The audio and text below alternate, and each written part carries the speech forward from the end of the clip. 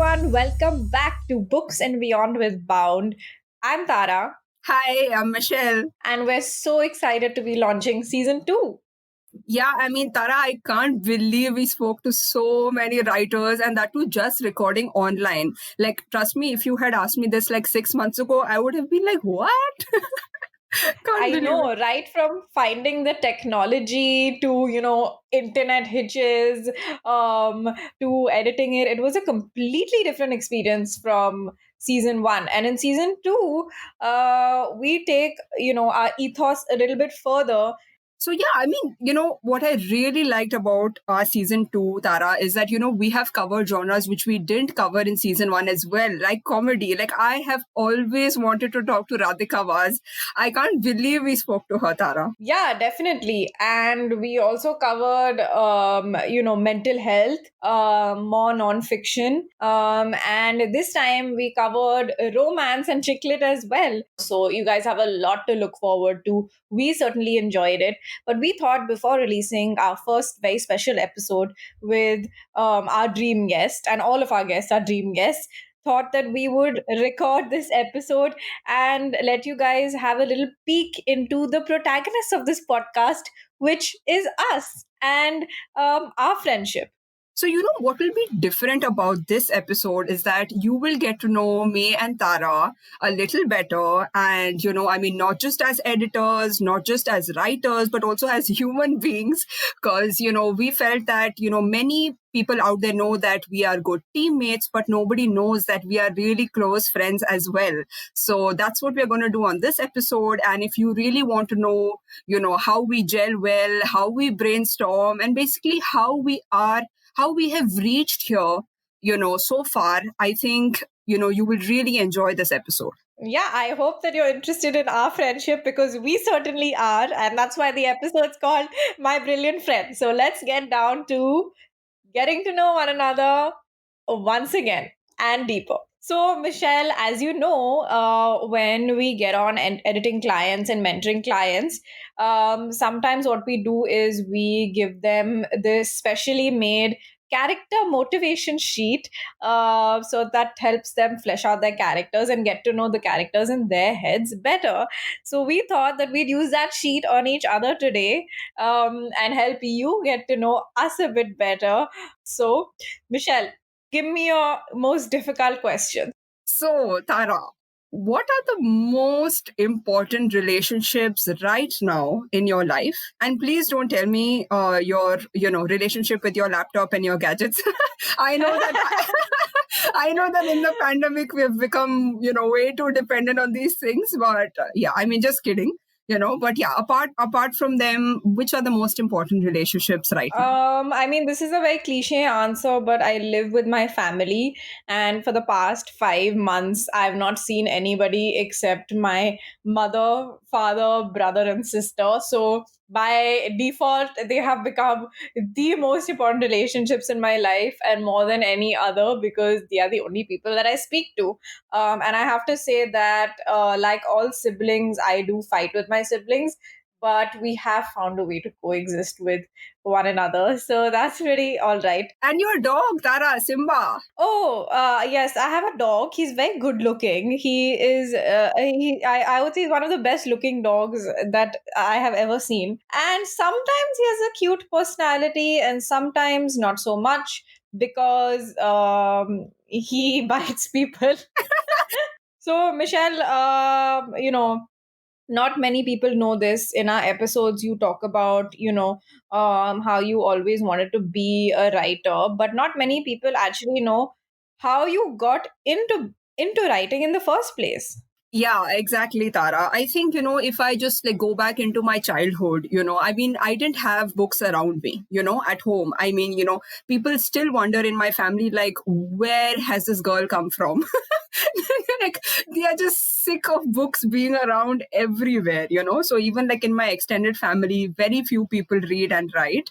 But then I think, like I had a pretty, quiet childhood in Bahrain, and I had always been an introvert. Like my brother was born when I was 9 years old, and until then, being an only child, I was quite lonely. And what I found was that what I could access in books, for example, the characters, like they could be my friends. And the moment I found that magic in books, I couldn't let go. I mean, I just fell in love with books immediately. And I still remember, like, reading Harry Potter, for example, reading about the friendship between Ron, Hermione, and Harry. I always wanted to have that kind of friendship. And I think books has been, like my best friend. I mean, I know it's a cliche, So but why yeah. writing? Because oftentimes, I'm a reader, but you actually then made that shift into writing. Yeah. So, I mean, actually, honestly, Tara, I used to feel quite useless in my school. That's because I had always been an average student. Okay. And then I used to wonder, like, what am I good at? And, the moment I read books, Tara, I felt that the author has so much power, that I think I wanted to feel useful. I wanted to feel powerful. So when I read The Namesake by Jhumpa Lahiri, something moved in me, Tara, like I wanted to affect a reader exactly the way I felt when I read that book. So I think if I think about it, I wanted to feel useful. And I feel that the only time I feel useful, honestly, is when I have some words out on paper and when I'm able to create something of value. Wow. I mean, I never knew that, Michelle, and thanks so much for sharing that. And that's such a unique answer because, we've also asked so many writers on this podcast why they, fell into writing and all of those things. And everybody has a different motivation, and that's so interesting. So, Tara, that brings me to my question. Where did editing all begin? Where did the, seed for editing really sow in your mind? That's a very good question, Michelle, because I haven't actually pinpointed where that desire came from. But I think it came from knowing that I can't do anything else. I'm only good at reading and writing. And I remember being very confused about what to do with my career. So I didn't know that, something like publishing exists. So when I found out and I went for my first internship and they gave me a manuscript to edit, I just tried my hand at it and I didn't know, what my boss would say. It turns out that I had a knack for it because I loved it so much that I can get into the words. And for me, the relationship between an editor and writer is really special because I love collaborating with someone and helping them, put their voice forward into the world. And it's something that I never take for granted. I mean, I didn't work in editing and publishing for a while in the middle, in my mid 20s. And at that point I was so starved, that I used to have dreams. I literally had dreams multiple times, many times, of editing manuscripts, and I would dream that a Yes, I would dream that a fresh manuscript, has shown up in my email inbox from a writer I really love, and I have to edit it.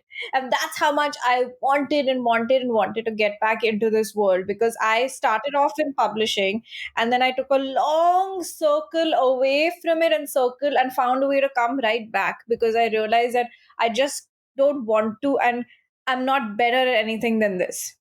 Okay, so Michelle, you asked me about my relationship. So I want to ask you about your relationships, but I want to ask you, do your family members show up in your writing? Because I know that a lot of writers write from their personal experiences. And if they do, what do they have to say about the way that you portray them? Oh, that's tricky. Tara, are you trying to get me into trouble? Okay.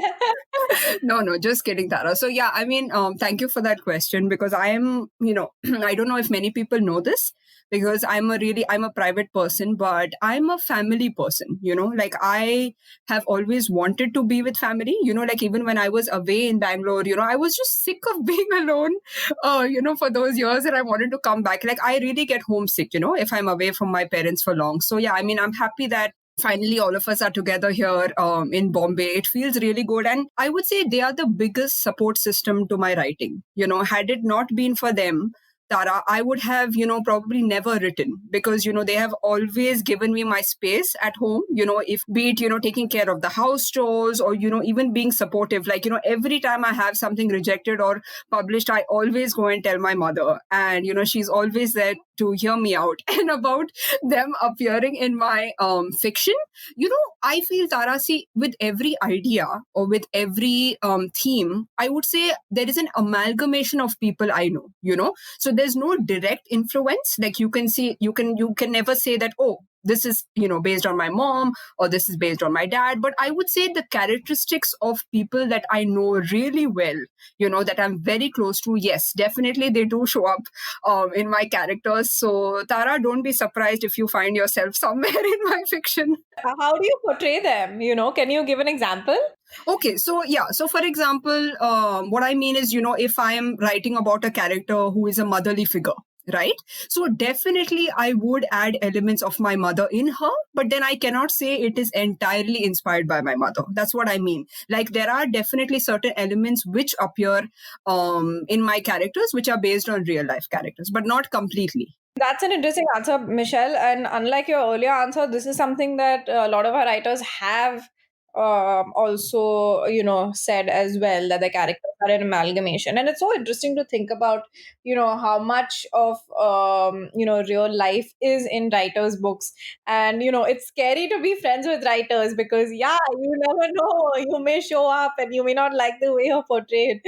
And about your family being supportive, yeah, they are such nice people, Michelle. I have your mom and dad have both, I've been on WhatsApp with them, and I was just telling my mom today, really, right in the before this episode, that Michelle's mom is so sweet. Because we were talking about, all the aunties that we have in common, Michelle, you and I, and yeah, I was saying that, even Michelle's mom is so sweet, and on my birthday, she was one of the first. She was one of the first people to wish me at 12, and she made a card especially for me. So, I mean, you're very lucky, Michelle. Yeah, yeah. Thank you, Tara. Yeah, I mean, she's like that, she remembers people's birthdays, she makes customized cards, and I mean, that's what I really, really like that quality about her. So, yeah, who knows? Maybe one of my characters in my stories will be doing that. So, Tara, now that we have been working from home for almost 6 months and, we are right into the pandemic, can you tell me, have you cultivated any new habits, now that you are into this new routine? And have you been able to get rid of any old habits that you didn't like? So, Michelle, I know that I'm supposed to have a fancy answer for this, but I don't actually, because one of my goals for this year was to actually get out more, because I'm an introvert as well, right? So my goal was to meet more people, to do a dance class and all of those things. And Oh, obviously with the really? pandemic, yes, Which and class? I was thinking of like doing, I don't know, hip hop or something like that. I Oh, know you like hip hop nice. too. Same here, Yeah, Tara. maybe Can we we could do have, it together? yeah, I think so, after the pandemic. Definitely. I would love that. Yeah, yeah. Yeah.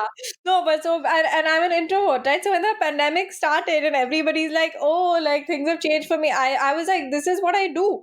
I mean, I sit at home and I read and I write and I like, in terms of that. But what has happened now is that because all of those sort of other goals went away, I sort of went into this waiting period. That's like waiting for the pandemic to be over, and I put myself a lot into work, and not focusing on my personal goals as much, which now, months in, I realize is a mistake. So what I'm trying to do now is I'm trying to set myself other personal goals.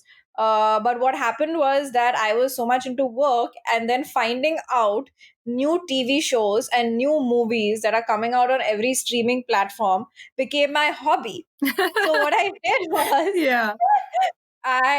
so I know everything that's coming out this whole year and when it's coming out. For example, in November, season 4 of Crown is coming out. I don't know if you like that show.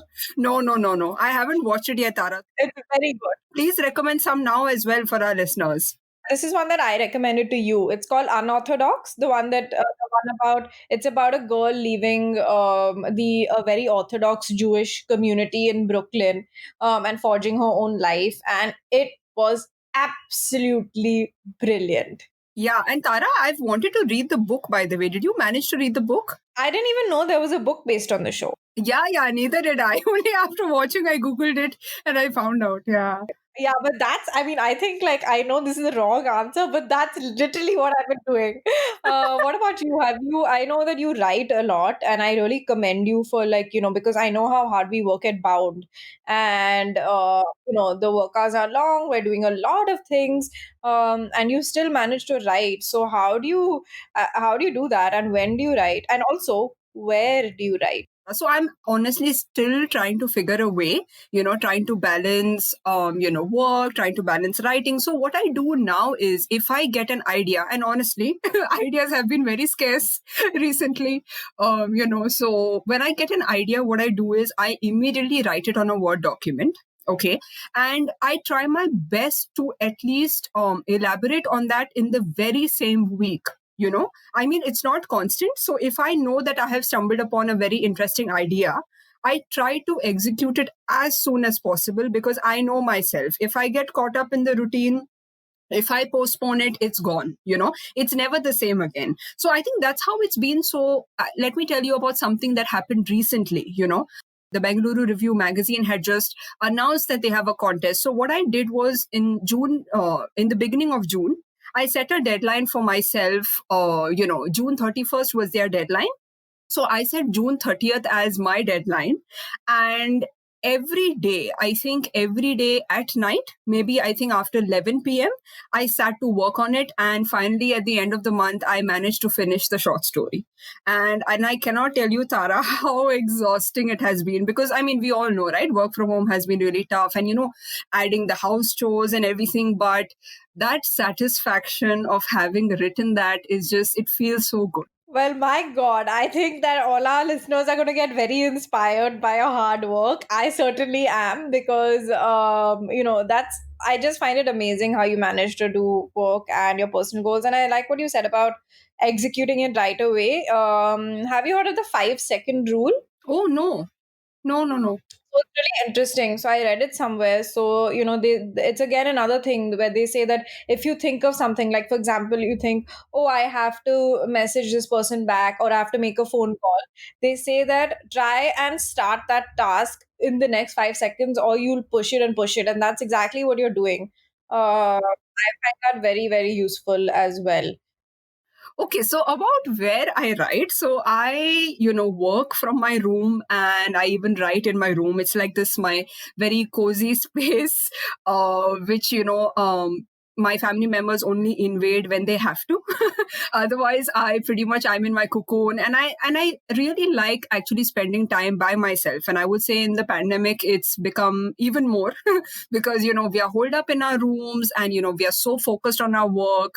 I think it has just, in a way, I would say it's also a bliss, for an introvert like me, because I really like me time. And I think sometimes me time becomes too much me time. What about you, Tara? Do you really like spending time by yourself? Yeah, I mean, I like spending time by myself, but like I also like want family around and things like that. Yeah, yeah, definitely.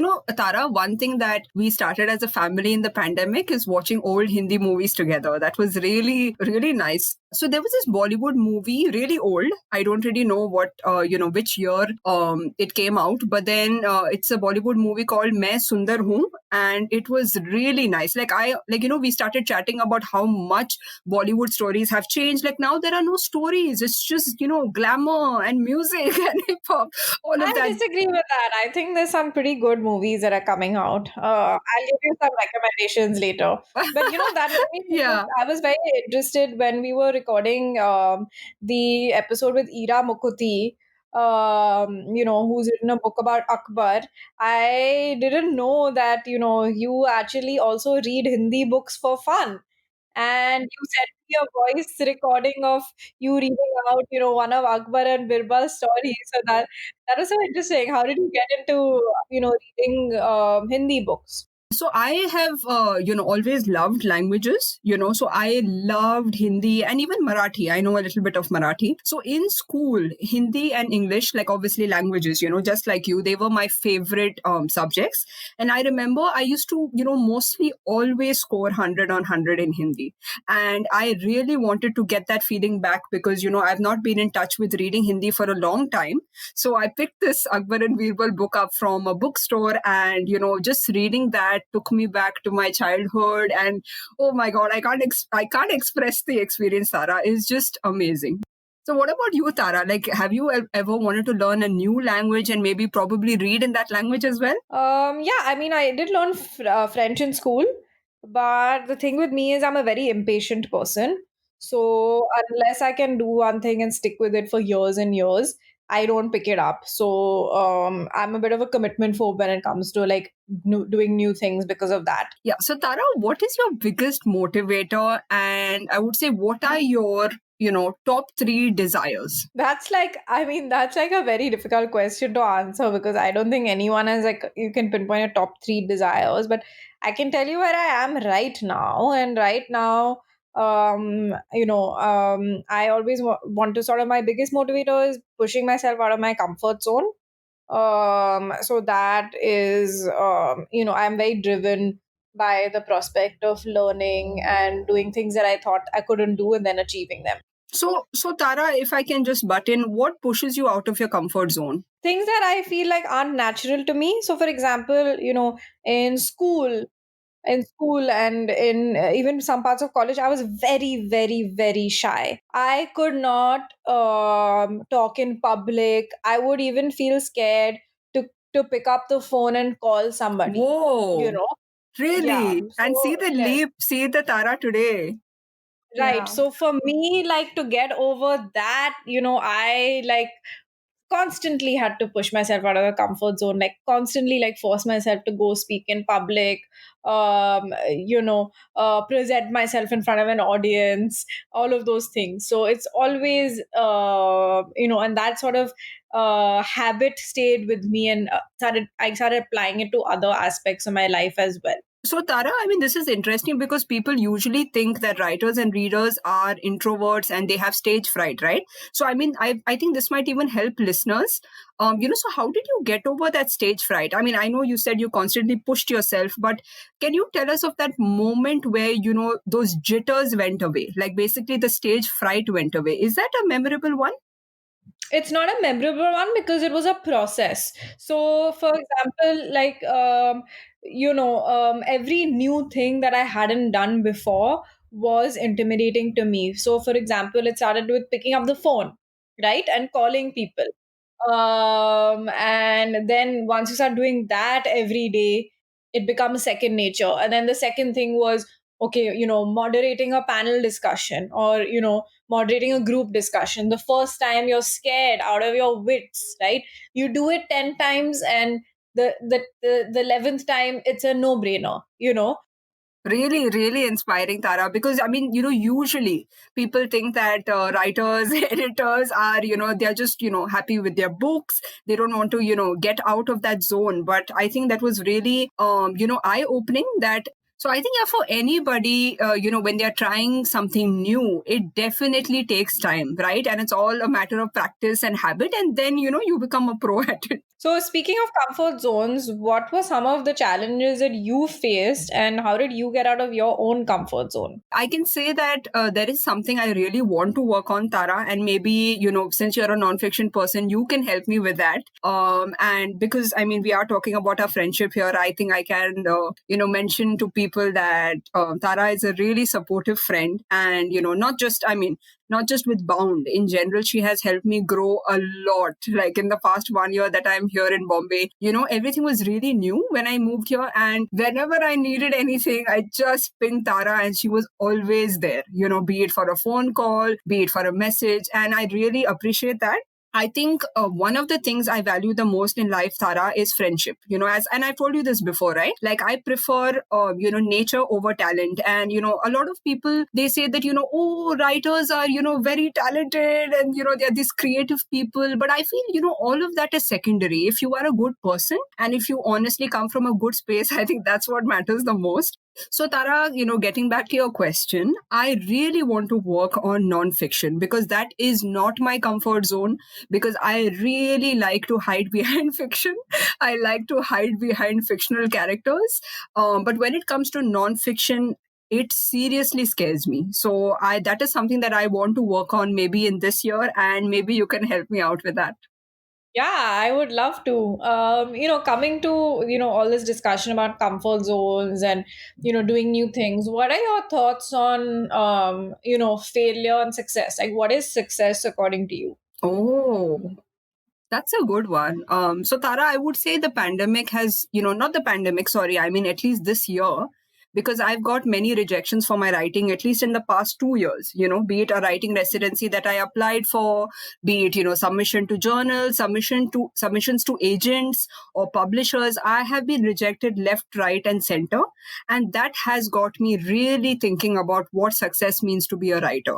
And I think I have become more patient in a way. Like, I think that even if you don't have a book that is published out there right now, it's fine as long as you have your best work out there. I mean, I keep telling this to myself, and I really tell this to other writers as well, because, all of us have this feeling that unless we have a published book, we don't have enough validation. People will not take us seriously. So that's something that I have been telling myself, especially in a field which is as confusing, as unpredictable as writing. You cannot measure success or failure directly. I feel for me, what would be successful is if I have managed to write something I have never written before. For me, that is success. So, what about you, Tara? Like, I mean, you are an entrepreneur. I want to know what does success and failure mean to you? Because honestly, my mind doesn't work in that way. So, can you maybe, tell us a little bit about that? Obviously, if you're an entrepreneur, the most obvious answer is that your startup is surviving and then thriving in terms of, monetary compensation. But for Bound, it really is a labor of love. So yes, there is that aspect that I would want, to keep growing as a company. But I think I get the most success when we do things like, the podcast and people love it, or when, people really like our quality and appreciate the quality that we're putting out there. That's what I count as success. Oh, and so Tara, so what, I mean, you have spoken about your journey on many platforms, but I would like to know, what is the one major challenge that you have come across and how have you dealt with? The actual starting of something, I think, is the hardest part. And then obviously, every day is challenging and all of that. But I think, when I was actually starting out Bound, for me, that was very challenging because I had left my job. And, you know, I didn't know, whether my efforts would succeed. And nobody really knew me at that time. So, starting that and not knowing too many things and learning, I think that was the biggest challenge for me. But luckily, I had a lot of support from my family and my friends, and they all helped me through the journey. So, that's a bit about how I overcome those challenges. And it was very helpful to have a very good support system, and I'm very lucky, you know. Yeah, but that's also very courageous, Tara, and you have been called a boss lady on many platforms, and I really, really I like don't know that which term. platforms. I don't know which platforms. Okay, I'm not gonna name them obviously, but yes, no, I mean, I'm not making it up, right? I mean, yes, you have been called a boss lady, and I really like that term because yes, you definitely fall into that. So now we're going to have a rapid fire round, which is our signature rapid fire round that we do in all the episodes. And the difference here is we have come up with questions for each other, and the other person doesn't know about it. So it is going to be a surprise. Let's see how it goes. So, Tara, this is your first question. Who was your first celebrity crush? Oh, my first celebrity crush was Enrique because I had gone for a concert when I was around 13. And I had his poster up in my room and like cassettes and everything. So so cute, Tara. Do you still have the poster in your room? Oh, No, I'm just checking. what is your first celebrity crush? Oh, hey, that's not fair. You're asking me the same question. I Okay. don't know. That's okay. Okay, so I think for me, I was heavily influenced by Bollywood. So I was in love with Saif Ali Khan. Like, I Oh. thought he was the stud. Like, of course, I don't think that anymore, Tara. Okay, so Michelle, my question for you. Bombay, Bangalore, or Bahrain? It's very tough to pick, but I would say Bombay because it looks like finally my life has come full circle. It's not in fragments, and I am where I always wanted to be. Wonderful. So, Tara, would you rather have a photographic memory or be immortal? Immortal. Really? Yeah, of course. What am I going to do with a photographic memory? That's so funny. A villain or antagonist you really identify with? Oh my God. Okay, Tara, memory is really mysterious. The moment you asked me that question, the first villain that came to mind was the stepmother from Cinderella because I used to watch a lot of, these Disney cartoons when I was younger. And it made me wonder if I was in her position, would I be evil like her? So I don't know if I can identify with her, but yes, she's quite a memorable villain, I would say. What about you, Tara? The first one that comes to my head is the evil witch from Little Mermaid. I don't know why. Okay, Tara, since we are talking about villains, your question is, could you plan the perfect murder? No, unfortunately, I really don't. I don't think so. Firstly, I'm not a very logical person. Secondly, I'm not that great at organizing. So I know that sounds counterintuitive. And I cannot lie. So Wow, that's interesting. And I mean, probably I could maybe write a book, but even that is really difficult because you have to get into the head of a murderer. So yeah. if you were stranded on an island with one object from Harry Potter, what would it be? Oh, should it be an object, Tara? Can I pick a person? Go ahead, pick a person. Okay, then I would pick Hermione because I have found her very inspiring. And I think just listening to her talk about all those subjects and talk about, all the things that I don't know about, I think that will keep me going until we find rescue. Yeah, I think I would pick the same. Yeah, I would love to be friends with Hermione. Yes. So, Tara, what is your biggest pet peeve? Okay, suddenly it's just not coming to me. I have a lot of grammatical pet peeves, and also one of my pet peeves is when people ask me to do things for them for free. Because I get a lot of those requests, and I don't mind like if they're close to me, but not if like I don't know you. Uh, because time is precious. Yeah, exactly. And what I don't like about that, Tara? Like, I understand it's fine to do things for free sometimes, but why do people expect writers and editors do things for free? They never ask that of other professions. Have you noticed? I have noticed that. So I really enjoyed recording this episode, Tara. I was looking forward to this every day, honestly. And I hope that all of you have enjoyed it as well because, we have never spoken about these things anywhere before and we had a lot of fun. I really, really hope that you also enjoy all the episodes which are coming up. Right, Tara? Right, yeah. I hope that you enjoy all the episodes and I also agree. I mean, I think Michelle and I can go on and on and on and on for hours. Yeah, and also thank you so much for your support. Honestly, without that, season 2 would not have been possible. Tune in next episode for our premiere episode with historian and author Ira Mukherjee, who has written Daughters of the Sun and most recently a biography of Akbar. I love this episode because I'm a big history buff. And we got to ask her things about feminism in history, uncovering women's voices, her writing process, and much, much more. As always, you can find us on @Bound India on Twitter, Instagram, and Facebook. Send us your recommendations, your feedback, any questions you may have. We would love to answer and tune in.